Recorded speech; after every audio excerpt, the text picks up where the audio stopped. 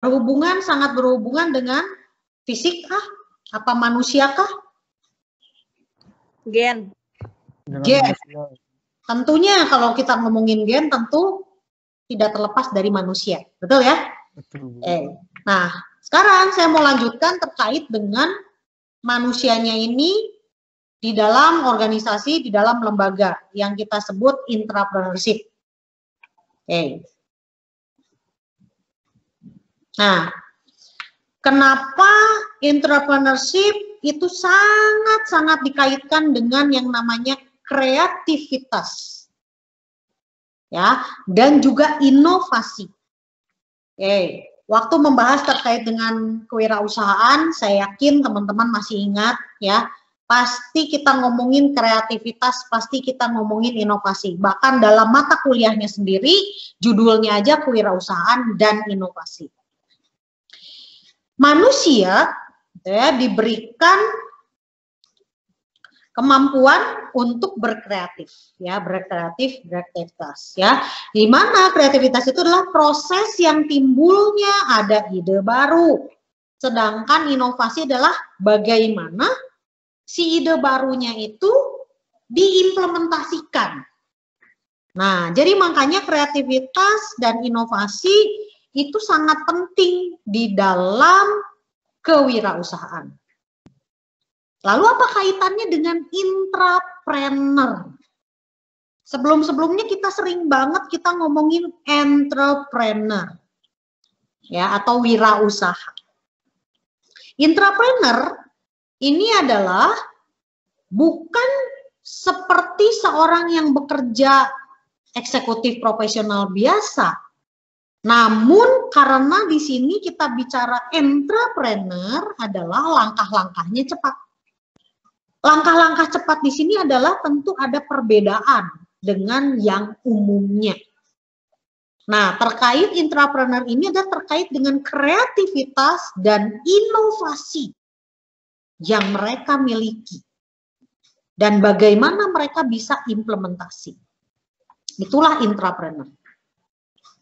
Nah, ini mau membahas terkait motif utama ya dari entrepreneur, yaitu adalah kalau di dalam perusahaan ada tradisional manager, ada tradisional entrepreneur, ada intrapreneur. Apa bedanya? Ya, kalau motif utama tradisional manager, targetnya promosi jabatan, reward, power. Nah, itu motif utamanya. Kalau entrepreneur, kebebasan, kemerdekaan, goal oriented, self reliant. Jadi pengen ada satu aktualisasi juga gitu ya. Nah, kita minggu ini membahas intrapreneur. Nah, coba bandingkan antara entrepreneur dan intrapreneur. Sama-sama adanya kebebasan, kemerdekaan. Nah, namun kalau intrapreneur ini terkait kepada akses terhadap corporate resources. Semakin dia punya akses terhadap corporate resources, maka langkahnya akan semakin cepat. Dia akan mengambil keputusan lebih cepat, dia akan mengambil kebijakan-kebijakan lebih cepat. Dan tentunya kalau tradisional manager adalah power, entrepreneur adalah self-reliant, untuk entrepreneur recognition. Itu adalah motif utama. Nah, selanjutnya actionnya gimana atau aksinya gimana? Kita coba bandingkan lagi. Manager, entrepreneur, intrapreneur. Kalau tradisional manager cenderung aksinya atau actionnya pendelegasian, supervising, reporting, dan itu menyerap energi terbesar. Tradisional entrepreneurs rela mengotori tangan, action oriented. Kadang-kadang menyusahkan bawahan karena ingin cepat melakukan take over. Ya, aduh ini lama banget, hayu mendingan saya aja kerjakan. Gitu ya. Itu tradisional entrepreneur. Intrapreneur ini coba kalau Anda perhatikan bagian atas, baik motivasi maupun aksinya ini sama ya, rela mengotori tangan. Jadi artinya action oriented. mau bekerja, mau beraksi, ya. Namun ini spesial dari intrapreneurnya, tahu pendelegasian, tapi sering turun tangan juga untuk bisa diselesaikan dengan cepat. Jadi banyak mirip dengan entrepreneurs, ya, banyak mirip. Oke, namun artinya kalau entrepreneur karena cenderung di dalam organisasi perlu ada pendelegasian dan lain-lain, tetapi ketika aksinya banyak yang turun langsung, ya, untuk boleh ada penyelesaian lebih cepat. Berikutnya adalah skill. Nah, skill untuk traditional manager didapat dari mana? Ya, kebanyakan diperoleh dari sekolah bisnis, training, people management, analytical, ya, analytical skill, lalu juga political skill. Ya, kenapa kita ngomong political skill? Ya, di dalam organisasi gitu ya, ada, ya mungkin teman-teman pernah dengar juga tentang ada politik kantor lah dan seterusnya gitu ya. Nah, ini skill ini terbentuk bisa melalui pengalaman, bisa juga dapat sharing dan lain-lain. Traditional entrepreneurship itu adalah tahu keadaan bisnis, lapangan yang cepat dan mengendus peluang. Nah, kadang memiliki technical skill, ya. Oke, intrapreneurs diperoleh dari lapangan karena dia terjun di lapangan, tahu keadaan bisnis di lapangan, tapi punya skill untuk deal dengan orang dalam. Ya, karena ini cenderung intrapreneur ini adalah orang-orang yang berjiwa entrepreneur yang berada di dalam organisasi atau lembaga. Nah, karakter traditional manager itu adalah ambisius, kadang cemas terhadap keberhasilan orang lain. Kalau entrepreneurs percaya diri, optimistik, berani. Nah, coba dilihat intrapreneur percaya diri, berani. Nah, biasanya kalau intrapreneurs biasanya agak sinis terhadap sistem, tapi optimis bisa menghadapinya. Bukan tidak suka dengan sistem, tetapi artinya sistem yang ada dia coba lihat dan dia coba benahi. Terus tidak merasa perlu jabatan, itu penting ya untuk melakukan breakthrough gitu ya. Jadi artinya intrapreneur itu tidak semerta-merta terkait dengan posisi. Tetapi artinya dia punya kebebasan untuk melakukan terobosan-terobosan yang ada. Itu secara karakter intrapreneur. Nah, terus perhatian utama untuk traditional manager itu perhatiannya adalah kejadian-kejadian dalam organisasi. Traditional entrepreneur, teknologi, pasar, sumber daya manusia, lalu juga pembaharuan. Intrapreneur, inside outside organisasi, ya, lalu menjual gagasan ke dalam tetapi juga fokus pada customer. Nah, jadi itu yang dimaksud dengan kenapa butuh informasi dari luar, butuh informasi juga dari dalam. Ya, intrapreneurs ini dia menjembatani dua hal tersebut. Nah, resiko. Nah, ini cenderung biasanya kalau dari sisi pengambilan keputusan itu terkait dengan resiko yang diambil. Kalau manajer itu hati-hati menghindari resiko, takut kehilangan, justifikasi. Kalau entrepreneur suka menghadapi kalkulatif risk, nih ingat ya, bukan big risk, tapi kalkulatif risk. Jadi resiko yang bisa diperhitungkan. Itu entrepreneurs, ya, suka tantangan baru. Intrapreneurs, moderate risk, jadi artinya resikonya moderat.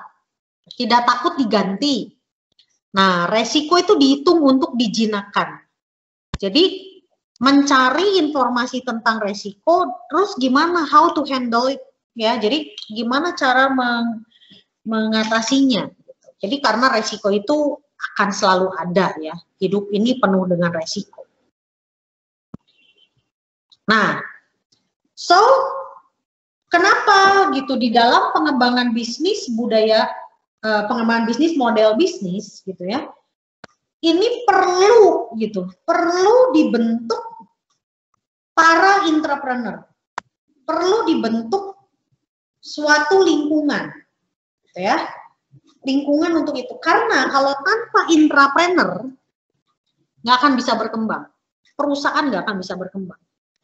Maka dari itulah, kalau di dalam bisnis, di dalam usaha, Anda dan saya harus membangun namanya budaya entrepreneurship. Oke? Ciptakan visi yang jelas, dimengerti oleh semua orang. Sejak awal, perusahaan harus merekrut karyawan yang kaya gagasan. Yaitu tadi kreatif, banyak ide, gitu. Ya. Perlakukan talenta yang ada sebagai entrepreneur dengan memberikan hak kepemilikan. Hak kepemilikan itu bukan berarti harta semuanya tidak, tetapi dalam arti begini. Di dalam organisasi harus ada namanya rasa memiliki organisasi. Nah, tanpa ada rasa memiliki organisasi ya berat gitu.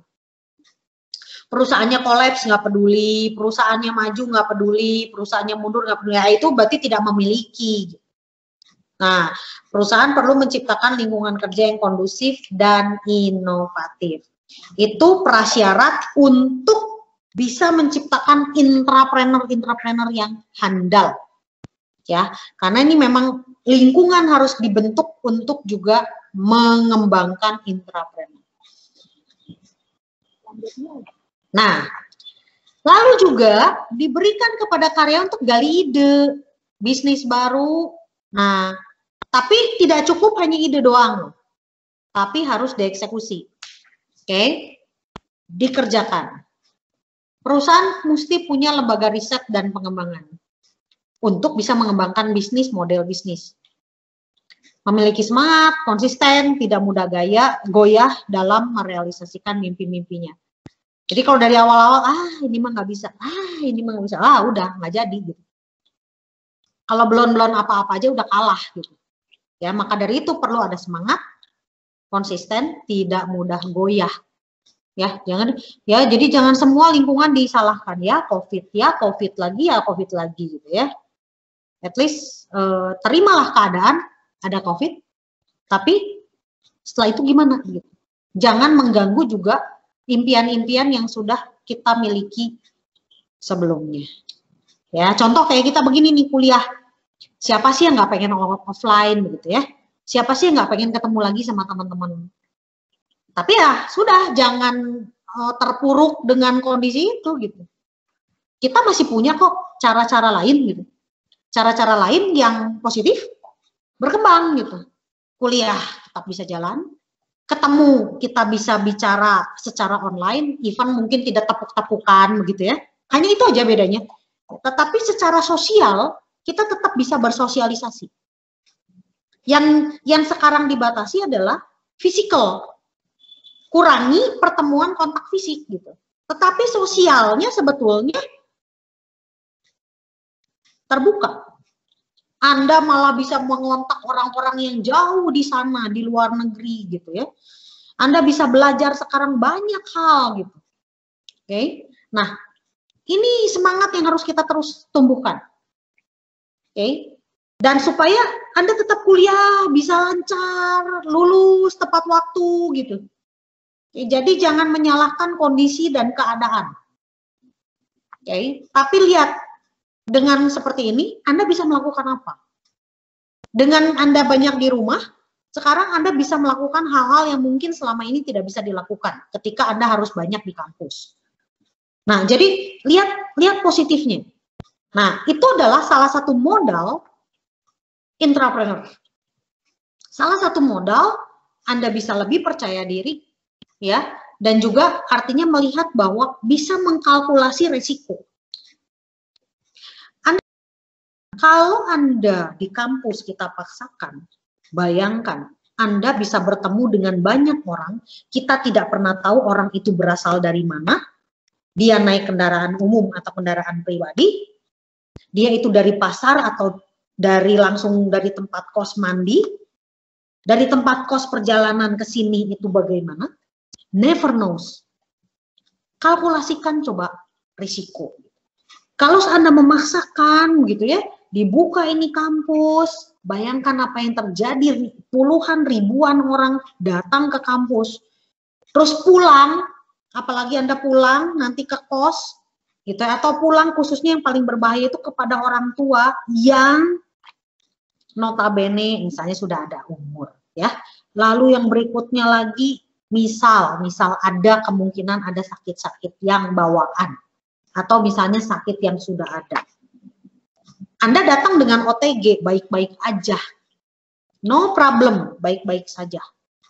Tetapi kalau yang terjadi gitu, Anda membawa itu, nah resiko yang dialami oleh Anda dan keluarga Anda, wow, mengerikan gitu ya. Dan itu tidak bisa terbayarkan oleh apapun. Nah, maka dari itu teman-teman, ini adalah kita, nih saya dan Anda, ini harus belajar untuk hal ini. Cari ide-ide, ya, ide kreatif terkait dengan saat yang memang kita bisa lakukan. Gitu ya. Dan jangan menutup diri dengan, oke, saya mimpinya apa, saya mau belajar jadi presenter, saya mau belajar bahasa Inggris. Sekarang lebih banyak luas. Oke, nah itu adalah kita belajar untuk mengembangkan diri kita menjadi entrepreneur. Oke, seperti itu. Nah, untuk Anda dan saya, ya, yang akan membuka usaha atau juga terlibat di dalam kegiatan di lembaga, maka harus ciptakan lingkungan yang inovatif. Nah, ada dukungan dari pemilik atau top management terhadap tumbuhnya entrepreneurship. Nah, maka dari itu, kalau Anda someday somehow, sekarang juga mungkin ya, sudah membuka suatu usaha, online, offline, ini Anda harus gali orang-orang di dalam tim Anda, tumbuhnya entrepreneurs. Debirokratisasi dan organisasi yang lean, jadi artinya sebisanya, kalau memang birokrasinya itu bisa di-reduce. Tapi kalau memang harus ada birokrasi, hormatilah organisasi itu. Karyawan bebas dan mempunyai mimpi. Bebas di sini jangan disalahartikan ya. Tentu adalah bebas yang bertanggung jawab. Oke, bukan hanya sekedar bebas nggak masuk nggak bisa begitu juga ya. Jadi artinya karyawan ini bebas yang bertanggung jawab. Oke, sesuai dengan aturan juga pemerintah, aturan juga dari perusahaan gitu ya. Perusahaan secara reguler menggelar konvensi inovasi. Nah, artinya mungkin dari Anda ya terkait misalnya ada yang buka restoran, gimana sih, ada ide baru nggak sih tentang resep-resep misalnya gitu. Ya, atau misalnya di bidang jasa ada nggak inovasi-inovasi terkait dengan layanan. Lalu ya, gaya dan modal entrepreneur dikembangkan sejalan dengan bisnis dan budaya perusahaan. Nah, ini adalah kenapa gaya dan modal entrepreneur dikembangkan sejalan dengan bisnis dan budaya perusahaan. Kalau kita bilang sejalan dengan bisnis, bisnis apa? Sangat luas. Budaya perusahaan yang dibentuk di perusahaan. Tentu budaya ini akan menghasilkan sesuatu produk dalam arti produk orang ya. Produk orangnya itu orangnya kayak gimana? Disiplin kah? Taat aturan kah? Berkembang kah? Gitu ya. Atau yang masa bodoh. Nah, itu sebetulnya dibentuk dari budaya sih. Berikutnya adalah mau mengalokasi sumber daya termasuk sumber daya manusia untuk menggali dan menumbuhkan ide-ide serta iklim intrapreneurship.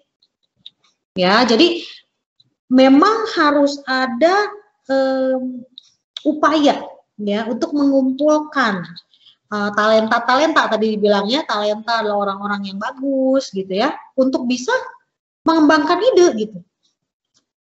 Ya, jadi kalau Anda mungkin saya ambil contoh nih yang paling gampang ya. Ini kalau udah perusahaan gede itu terlihat banget. Mie misalnya, coba bayangkan dulu super mie cuma ada 3 rasa. Ya. Cuma 3 rasa, kari ayam, soto ayam, soto kayaknya belakangan ya. Mie goreng, ayam bawang, kari ayam. Coba sekarang. Itu rasa mie aja banyak banget, sampai nggak hafal. Dan itu updating. Ada risetnya, ada pengembangannya. Orang udah bosan mungkin dicari lagi pakai model yang mana. Sama dengan Anda. Apalagi sekarang saya lihat juga ini para startup. Coba bayangkan. Kalau makanan yang ditawarkan itu aja, bosan. ya kan? Perlu ada namanya inovasi dan pengembangan. Nah, ini yang harus Anda gali nih. Dan ujung-ujungnya adalah orang. Ide itu dari orang, ya, manusia. Nah, siapa yang mengeluarkan? Ya ini para intrapreneurship, para intrapreneur. Nah, yang artinya kepemilikannya tinggi, begitu ya, supaya semangat. Nah, inilah 3 pilar entrepreneurship. Inovasi, pengambil resiko yang terkalkulasi, kreativitas. Nah, ini 3 hal. Ya, 3 hal dari intrapreneurship. Orang yang berinovasi, pengambil resiko yang terkalkulasi. Jadi nggak asal ambil resiko. Ada perhitungan. Maka dari itu Anda diperlengkapi dengan bikin perencanaan bisnis. Oke, itu pun juga salah satu cara. Salah satu cara untuk mengurangi resiko. Tentunya kreativitas, memperkirakan kemungkinan masa depan dan menciptakan yang diidamkan. Ide-ide kreatif itu sangat dibutuhkan untuk orang itu nggak bosan gitu ya, untuk produk-produk, layanan, jasa gitu. Jadi inovasi, mengambil resiko, dan kreativitas. Nah, itu terkait dengan intrapreneurship. Nah, intrapreneurship hal esensial dalam intangible. Oke, minggu lalu kita bahas tentang myelin dan intangible. Entrepreneurship adalah hal esensial di dalam intangible. Kalau Anda di dalam usaha mau berkembang, model bisnis Anda mau maju, ya, sangat perlu yang namanya intrapreneur. Entrepreneur udah jelas, harus ada namanya intrapreneur. Sehingga boleh sejalan, ya, untuk intrapreneurs. Pengembangan bisnis, modal bisnis. Oke, sampai situ. Ada yang mau ditanyakan nggak?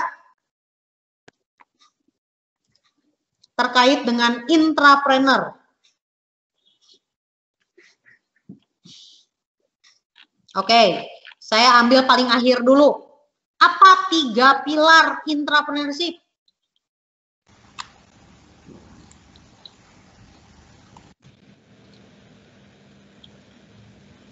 Apa 3 pilar intrapreneurship?